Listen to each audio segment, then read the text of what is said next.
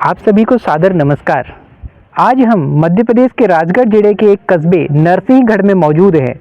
नरसिंहगढ़ का इतिहास लगभग आज से 400 वर्ष पुराना इतिहास रहा है। इस जगह का इतिहास मुख्य रूप से इस किले के इतिहास से जोड़ा जाता है। इस किले का निर्माण लगभग 1681 में यहाँ के राजा दीवान परशुराम जी के द्वारा किया गया था। दीवान परशुराम जी एक परमार राजवंश के क्षत्रिय राजपूत राजा के रूप में यहाँ पे शासन किया करते थे और यह किला भगवान श्री रघुनाथ जी को समर्पित है। यह किला जमीन की सतह से लगभग 350 फीट ऊंची पहाड़ी पर स्थित है, जो अत्यंत भव्यता से भरा हुआ है। इस किले का क्षेत्रफल लगभग 45 एकड़ में फैला हुआ है। यह किला मुख्य रूप से 3 शैलियों में मालवा शैली, राजपूत शैली और मुगल शैली से प्रेरित है। इस किले में मुख्यतः हमें ऊपर चढ़ने के पश्चात नीचे नरसिंहगढ़ का एक बड़ा सुंदर और विहंगम नज़ारा देखने को मिलता है। जैसा कि आप सामने देख पा रहे हैं, यह किला अत्यंत भव्य और अत्यंत आकर्षण का केंद्र है। मध्य प्रदेश के 3 सबसे बड़े किले, जो कि मध्य भारत के सबसे बड़े किले भी माने जाते हैं, उन किलों में तीसरे नंबर में इस किले का स्थान है। पहले में ग्वालियर, दूसरे में मांडू और तीसरे में नरसिंहगढ़ का किला मध्य भारत के सबसे बड़े 3 किलों में शुमार है। यहाँ पर भगवान श्री नरसिंह को कुल देवता के रूप में राजा पूजते थे, इसलिए इस स्थान को उन्होंने नरसिंहगढ़ के नाम से दर्ज किया। और इस मुख्य दरवाजे से अंदर जब हम चलते हैं तो अत्यंत विशालकाय इसकी दीवारें, इसके दरवाजे का आकार लगभग 10 फीट ऊंचा और लगभग 8 से 9 फीट चौड़ा हमको दिखाई देता है। अब जैसे ही हम इसमें आगे चलते हैं और देखते हैं, यह किला अत्यंत विशाल है, जिसमें लगभग 304 से ज़्यादा कमरे, 64 बरामदे इस किले में मौजूद हैं, जैसा कि हम आगे कैमरे के माध्यम से देखते हैं।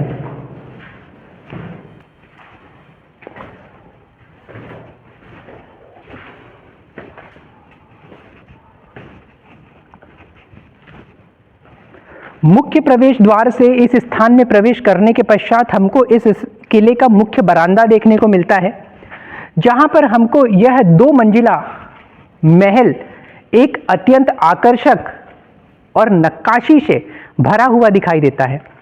जैसा कि आप इस दरवाज़ों की डिज़ाइन देख सकते हैं, यह मुगल वास्तुकला से प्रेरित है, जिसे उस दौरान एक भव्यता के किलों में शुमार करती थी। जमीन से लगभग सैकड़ों फीट ऊंचाई होने के कारण इस किले की भव्यता और सुंदरता में 4 चांद लग जाते हैं। हम इस किले के जब इस द्वार पर प्रवेश करते हैं तो हम देखते हैं कि यहाँ से हमको नरसिंहगढ़ का अत्यंत सुंदर, विहंगम और आकर्षक दृश्य देखने को मिलता है।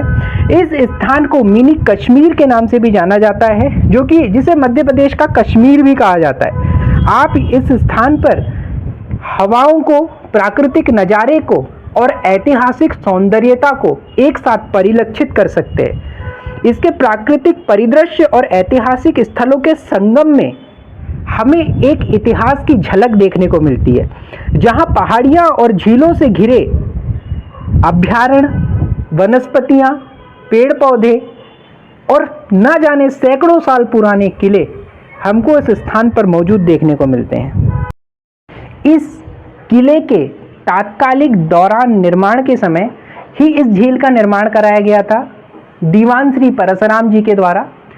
यह मंदिर जो इस झील में दिखाई दे रहा है, यह भगवान श्री शिव जी को समर्पित मंदिर है, जो कि झील के मध्य में स्थित हमको देखने को मिलता है। जब इस किले में चारों ओर रोशनी से जगमगाता था, इतिहास के जब हम दौर को देखते हैं, खंगालते हैं, उस दौरान इस किले से प्रतिबिंब उस झील में बनता था, जो कि बड़ा आकर्षक, मनोरम और विहंगम दृश्य प्रतीत होता था।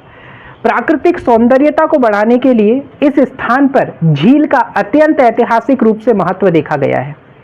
इसी के साथ हमको नीचे रहवासी एरिया जहां पर सामान्यतः अब लोगों ने अपना मकान का निर्माण करा लिया है, वह हमें स्पष्ट दिखाई देता है इस किले के ऊपरी सतह से। नरसिंहगढ़ के भव्य किले का निर्माण उमटवाड़ा के राजा छतरसिंह जी के पुत्र दीवान परसराम जी ने 1681 में करवाया और उन्होंने नरसिंह भगवान के सम्मान में एक अलग मंदिर का निर्माण भी कराया था। परसराम जी के बाद दलेल सिंह जी, मोती सिंह जी, अचल सिंह जी, हनवंत सिंह जी समेत महाराजा विक्रम सिंह जी और महाराजा भानु प्रकाश सिंह जी इस वंशावली में हमको देखने को मिलते हैं। महाराजा विक्रम सिंह जी 1924 से 57 तक इस किले के राजा के रूप में देखे जाते हैं। वह कार्यभार संभालते हैं और अंतिम रूप से भारत की आज़ादी के पश्चात 15 अगस्त 1947 को भारत में विलय पर हस्ताक्षर करते हैं और 15 जून 1948 को यह अन्य शासकों के साथ मध्य भारत के निर्माण हेतु समझौते पर भी हस्ताक्षर करते हैं। तत्पश्चात महाराजा विक्रम सिंह जी ने भानु प्रकाश सिंह जी को गोद लेकर 1957 में यहाँ का राजा नियुक्त किया। उनका जन्म 1929 में हुआ था। अंततः इन्होंने अजमेर, इंदौर और आगरा में शिक्षा प्राप्त की। कई अन्य महाराजाओं की तरह ही यह भी कांग्रेस पार्टी के सदस्य बनकर राजनीति में शामिल हुए और कई विभागों का सफलतापूर्वक कार्यभार संभाला। अंततः यह गोवा के राज्यपाल के रूप में नियुक्त हुए। उन्हें खेलों का भी अत्यंत शौक था। 2019 में इंदौर में महाराजा भानु प्रकाश सिंह जी का निधन हो जाता है और यह किला नरसिंहगढ़ के राजा की निजी स्वामित्व की संपत्ति के रूप में आज भी हमें देखने को मिलता है। इसी स्थान पर बुंदेलखंड जलियांवाला बाग के नाम से एक घटना घटित हुई। जब ओरछा के राजा छत्रसाल के वंशज बख्त बली ने ब्रिटिश सेना की अधीनता स्वीकार करने से मना किया तो उन्होंने विद्रोह चालू कर दिया। चारों ओर से अंग्रेजी सैनिकों से बख्त बली घिर गए, लेकिन वहां से भागने में कामयाब हुए और वह नरसिंहगढ़ के किले में तात्कालिक मराठा सूबेदार जो रघुनाथ राव थे, उन्होंने इन्हें शरण दी।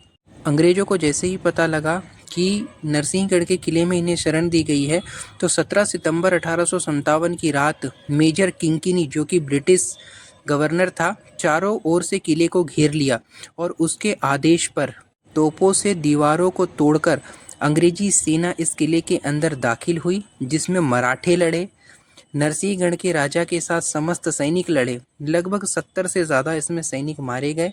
सूबेदार को अंततः फांसी दे दी गई और यहाँ के दीवान अजबदास जी को संपूर्ण परिवार सहित फांसी पर फंदे पर लटका दिया गया।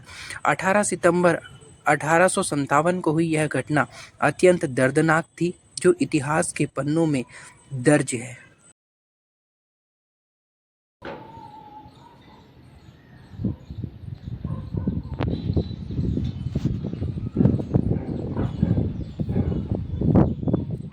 जैसा कि आप किले के मुख्य द्वार को देख पा रहे हैं, उसके चारों ओर से हमें जो ऊंची दीवार दिखाई दे रही है, वह किसी भी किले को संरक्षित रखने के लिए, शत्रुओं के अटैक से बचने के लिए इस दीवार को बनाया जाता था। इसे किला परिकोटा कहा जाता है, जिसे किलों को संरक्षित रखने के लिए दीवार के रूप में हमको जो आज खंडहर के रूप में तब्दील दिखाई दे रही है। नरसिंहगढ़ के इस किले का इतिहास न केवल मध्यकालीन भारत के इतिहास से, बल्कि आधुनिक काल में भी यहाँ के एक राजा कुंवर चैन सिंह जी, जो कि ईस्ट इंडिया कंपनी की अधीनता स्वीकार करने से हिचकिचा रहे थे, उन्होंने कंपनी का विरोध किया और सीहोर छावनी में उन्होंने ईस्ट इंडिया कंपनी से युद्ध लड़ाई लड़ी और उसके पश्चात जो है कुंवर चैन सिंह जी की 24 वर्ष की आयु में मृत्यु हो जाती है और वह मालवा के शहीद के रूप में जाने जाते हैं। प्रत्येक वर्ष हर साल 24 जुलाई के दिन कुंवर चैन सिंह जी की जयंती मनाई जाती है। इस दिन जुलूस निकाला जाता है और इसी किले से 1824 में लक्ष्मी बाई जी, जो कि झांसी की रानी थी, उन्होंने मदद मांगी थी, लेकिन जब तक इस किले से मदद पहुंच पाती तब तक ग्वालियर में अंग्रेजों ने इसे घेर लिया था। रानी लक्ष्मीबाई की शहादत के बाद तात्या टोपे, जो कि उनके बहुत करीबी और विश्वास पात्र थे, उन्होंने 1857 के प्रथम भारतीय स्वतंत्रता संग्राम में उनके मुख्य समर्थक के रूप में कार्य किया था। वह नरसिंहगढ़ आए और उन्हें शासन के किले के महल के ठीक पीछे, जो आपको कंटोरा के घने जंगल दिखाई दे रहे हैं, यहाँ पर गुप्त बैठकें की और यह 1857 की क्रांति की मुख्य झलकियों में से एक झलकी देखी जाती है। नरसिंहगढ़ के प्रथम राजा दीवान श्री परशुराम जी के द्वारा यह शिव मंदिर का निर्माण कराया गया था। परशुराम जी अत्यंत न्यायप्रिय और शांतिप्रिय शासक के रूप में इन्होंने इस स्थान पर शासन किया। उन्होंने मुख्य रूप से इस मंदिर का निर्माण कराया, जो कि शिव जी को समर्पित है। सामने जो हमको मंदिर दिखाई दे रहा है, यह भगवान राम को समर्पित है। भगवान राम के आधार पर ही उन्होंने दीवान का पद अपने आप में संजोए रखा और राम राज्य के आधार पर न्याय आम जनता में दिलाने के लिए उन्होंने इस स्थान को राम राज्य के रूप में संदर्भित किया। यह मंदिर 300 वर्ष पुराना यह मंदिर हमको देखने को मिलता है, जो कि फिलहाल में अभी इसमें ताला लगा हुआ है। किला आप जैसा कि देख सकते हैं कि किला जमीन की निचली सतह से 350 फीट 400 फीट ऊपर तक यह बनता हुआ आया है। तो हमें यहाँ के बुर्ज, जैसा कि आप इस स्थान में देख रहे हैं, हमको यहाँ पे बुर्ज दिखाई दे रहा है, जो कि इस किले की पृष्ठ द्वार के सामने ही हमें दिखाई दे रहा है। इसी के साथ में यह किला हमको निचली सतह से बनता हुआ ऊपरी सतह तक हमें दिखाई दे रहा है।